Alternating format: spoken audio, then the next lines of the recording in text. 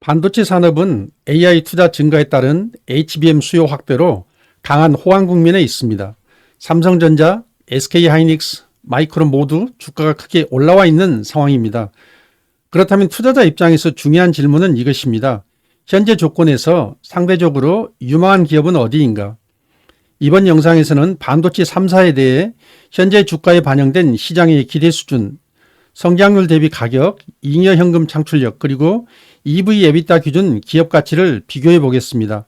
참고로 이 영상에서 사용한 재무 데이터와 애널리스트 예상치는 모두 야후 파이낸스에 공개된 자료를 기반으로 정리했습니다.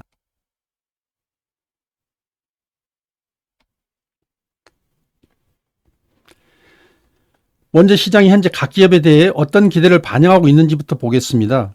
지금부터 비교하려는 기준은 2026년 예상이익 기준 포워드 PE입니다.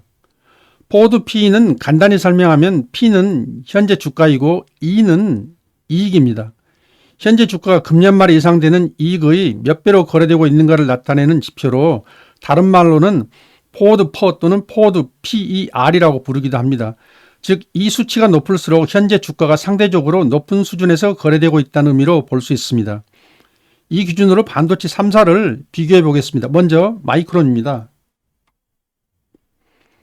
마이크론의 2026년 예상이익 기준 포워드 PE는 12.16배입니다. 그리고 27년 예상이익 기준으로 보면 9.26배 수준입니다. 또 애널리스트 예상이익 기준으로 보면 2026년에서 2027년 사이 한 주당 순이익을 나타내는 EPS 성장률은 31% 수준으로 예상되고 있습니다. 다음은 삼성전자입니다. 삼성전자의 26년 예상이익 기준 포워드 PE는 9.4배, 27년 이익 기준으로는 8.36배입니다. 그리고 EPS 성장률은 12.4배입니다. 마지막으로 SK하이닉스를 보면 2026년 예상이익 기준 포워드 PE는 6.06배, 27년 기준으로는 5.47배입니다. EPS 성장률은 11% 정도로 예상되고 있습니다. 세 회사 가운데 마이크론의 포워드 PE가 가장 높은 수준입니다. 다만 한 가지 참고할 점은 마이크론은 미국 기업이기 때문에 미국 시장 프리미엄이나 투자자 구조와 같은 요인이 멀티플에 일부 반영되어 있을 가능성도 있습니다. 그래서 단순히 PE 숫자 하나만으로 결론을 내리기보다는 다른 지표들과 함께 비교해 보는 것이 필요합니다. 앞 슬라이드에서는 2026년 예상이익을 기준으로 각 기업의 포워드 PE를 비교해 봤습니다. 여기서 한 가지 문제는 포워드 PE만 가지고 가격을 비교하면 성장 속도가 전혀 반영되지 않는다는 점입니다. 예를 들어 어떤 회사는 앞으로 이익이 빠르게 늘어날 것으로 예상되는데도 PE가 높다는 이유만으로 단순히 비싸다고 판단될 수 있습니다. 그래서 투자 분석에서는 성장률을 함께 고려해서 가격을 비교합니다. 여기서는 아주 단순한 방식으로 포워드 PE를 예상이익 성장률인 EPS 성장률로 나눠서 비교해 보겠습니다. 이 계산은 말 그대로 성장 속도를 감안했을 때 주가가 얼마나 부담스러운지를 대략적으로 비교해 보는 방법이라고 보시면 됩니다. 먼저 마이크론입니다. 마이크론의 2026년 예상이익 기준 포워드 PE는 12.16배였습니다. 그리고 애널리스트들의 2026년에서 2027년 사이 EPS 성장률은 31% 정도로 계산됐었습니다. 그래서 포워드 PE를 성장률로 나누면 0.39가 나옵니다. 다음은 삼성전자입니다. 삼성전자의 26년 예상이익 기준 포워드 PE는 9.4배 수준이었고 예상 EPS 성장률은 12%였습니다. 같은 방식으로 계산하면 0.76이 나옵니다. 마지막으로 SK하이닉스의 포워드 PE는 6.06, 예상 성장률은 11% 정도였습니다. 이 경우 계산값은 0.56입니다. 포워드 PE만 보면 마이크론의 가격이 가장 높아 보였지만 성장률을 함께 고려하면 마이크론의 가격 부담은 상대적으로 낮은 편으로 나타납니다. 반도체 산업은 다른 산업과 조금 다른 특징이 있습니다. 설비 투자 즉 KPX 비중이 매우 높은 산업이라는 점입니다. 반도체는 공장을 짓고 장비를 계속 교체해야 하기 때문에 영업이익이 크게 나더라도 그 돈의 상당 부분이 다시 설비 투자로 들어가는 구조입니다. 그래서 반도체 기업의 경우 손익계산서상의 한 주당 이익인 EPS보다 프리캐시플로우 즉 잉여 현금이 기업의 실제 경영 성과를 더 잘 보여주는 경우가 많습니다. 프리캐시 플로우라는 것은 간단히 설명하면 영업활동을 통해 벌어들인 현금에서 설비 투자를 하고 남는 돈입니다.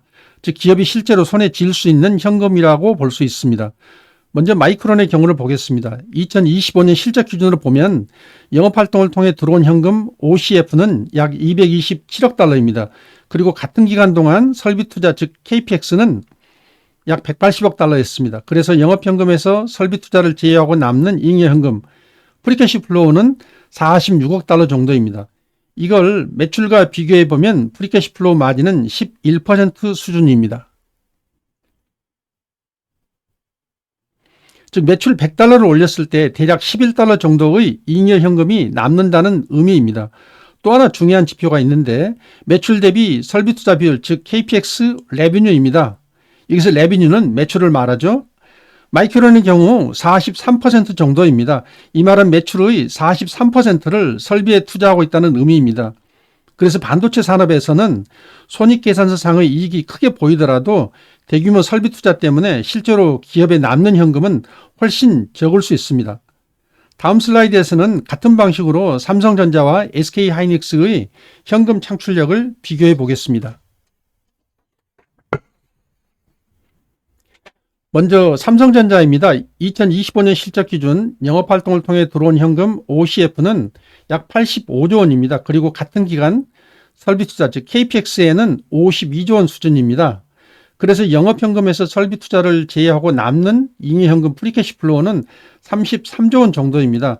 이를 매출과 비교한 프리캐시 플로우 마진은 9.9%입니다. 매출 대비 설비투자 비율 즉 KPX는 15.6% 수준으로 세 회사 가운데 가장 낮은 구조입니다. 다음은 SK하이닉스입니다. 2025년 기준으로 영업현금 흐름은 약 43조 원, 설비투자는 24조 원 수준입니다. 그래서 프리캐시 플로우는 20조 원 정도로 나타납니다. 이를 매출과 비교한 프리캐시 플로우 마진은 23.5%로 세 회사 가운데 가장 높은 수준의 현금 창출력을 보여주고 있습니다. SK하이닉스 매출 대비 설비투자 비율은 28% 정도로 삼성전자보다는 설비투자 비중이 높은 구조입니다. 이 결과를 정리해보면 프리캐시 플로우 기준 현금 창출력은 SK하이닉스가 가장 높고 그 다음이 삼성전자, 마이크론 순으로 나타납니다. 이번에는 또 하나 많이 사용하는 밸류에이션 지표인 EV EBITDA 기준으로도 비교해 보겠습니다. EV EBITDA는 간단히 말하면 기업 전체 가치가 EBITDA의 몇 배 수준으로 평가되고 있는지를 나타내는 지표입니다. 여기서 EV 즉 엔터프라이즈 밸류는 시가총액의 순부채를 더한 기업 전체 가치를 의미합니다. 그리고 EBITDA는 이자, 세금, 감가상각비 등을 차감하기 전 이익으로 기업이 영업을 통해 만들어내는 현금 창출력을 대략적으로 보여주는 지표로 사용됩니다. 이 기준으로 세 회사를 비교해 보겠습니다. 먼저 마이크론입니다. 마이크론의 EV는 약 4,660억 달러 수준이고 EBITDA는 225억 달러 정도 됩니다. 그래서 EV EBITDA는 20.7배 수준으로 나타납니다. 삼성전자의 EV EBITDA는 13.3배, SK하이닉스는 12.9배입니다. 이 기준에서도 마이크론의 밸류에이션 멀티플이 다른 두 회사보다 높은 수준이라는 점을 확인할 수 있습니다. 다만 여기는 한 가지 참고할 점이 있습니다. 주식시장에서는 국가 투자자 구조, 시장 환경 같은 요인에 따라서 멀티플 차이가 발생할 수 있습니다. 예를 들어 미국 기업의 경우 글로벌 투자 자금이 더 많이 유입되면서 멀티플이 상대적으로 더 높게 형성되는 경우도 있습니다. 그래서 EV EBITDA 숫자만으로 단순히 어느 회사가 비싸다 싸다라고 결론을 내리기보다는 지금까지 봤던 포워드 PE, 성장률, 프리캐시 플로우 같은 지표들을 함께 종합해서 판단하는 것이 필요합니다. 지금까지 살펴본 내용들을 정리해 보겠습니다. 먼저 시장의 기대가 얼마나 주가에 반영되어 있는지를 보면 포워드 PE 기준에서는 SK하이닉스가 가장 낮게 나타납니다. 즉 같은 이 기준으로 보면 SK하이닉스 주가가 다른 두 회사보다 낮은 배수에서 거래되고 있다는 의미입니다. 또 하나의 밸류에이션 지표인 EV EBITDA 기준으로 봐도 비슷한 흐름이 나타납니다. 마이크론 20.7배, 삼성전자 13.3배, 그리고 SK하이닉스는 12.9배 수준입니다. 다음으로 현금 창출력인 프리캐시 플로우를 기준으로 보면 SK하이닉스의 잉여 현금 마진이 23.5%로 세 회사 가운데 가장 높습니다.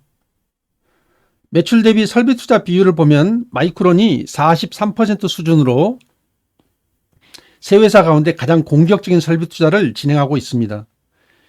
지금까지의 내용을 종합하면 기대의 반영 수준은 SK하이닉스가 가장 낮고 현금 창출력은 SK하이닉스가 가장 높고 설비 투자는 마이크론이 가장 공격적인 구조라고 정리할 수 있습니다.